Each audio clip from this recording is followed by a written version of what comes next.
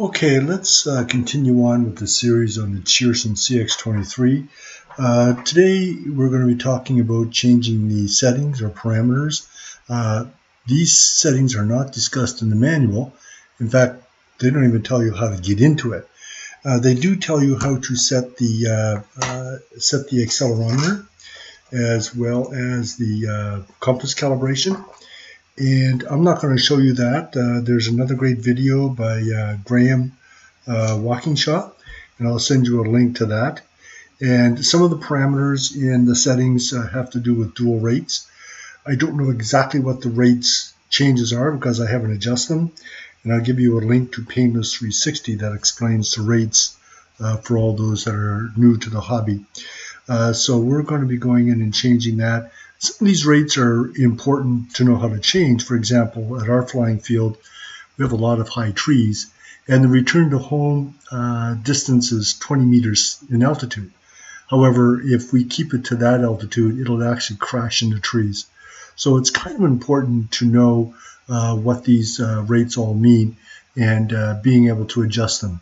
So let's start by going in and doing the adjustment. And what you have to do is you have to get your transmitter, and what you have to do is you have to put your throttle right up to maximum and then keep pressing the mode button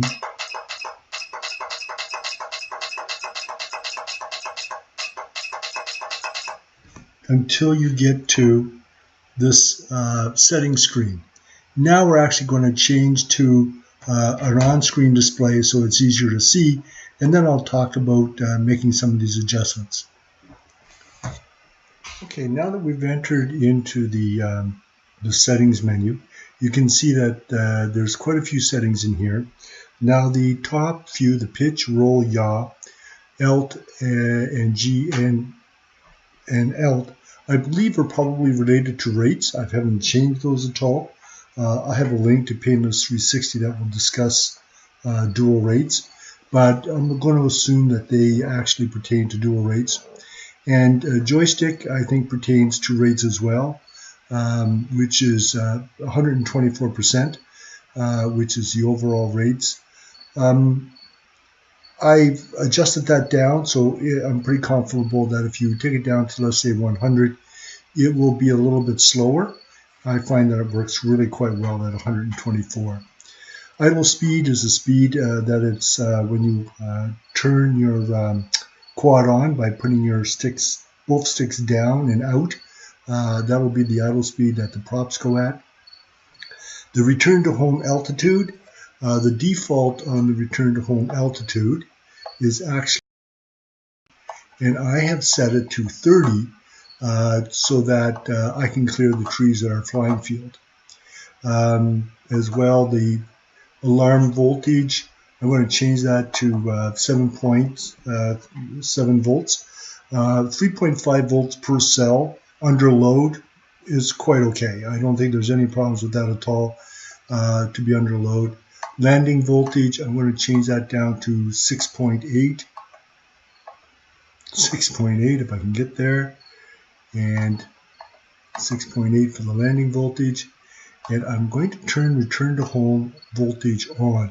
I'm going to assume, and I don't know for sure, that if it gets down to 6.8 volts, it'll return to home. I'm not quite sure yet. I haven't worked that out, but maybe I'll change that to 6.7 volts and see what happens. My limit distance, I'm going to leave it at 500 meters. And my altitude, I'm going to set to 80 meters, just convenient for me to change. And maximum fly speed, 10 meters per second. You can change that up if you want to zip around a little bit more. Like, in other words, you want to, 10 meters per second is pretty docile. And if you're fighting a wind, that can get pretty crazy. Anyway, I'm now going to save this here. Save it, hold on here, get there. Now it's all saved and we're back to our main menu. So that's how you change the settings on the Cheerson CX-23, and you can see that there's some important things that you may need to change.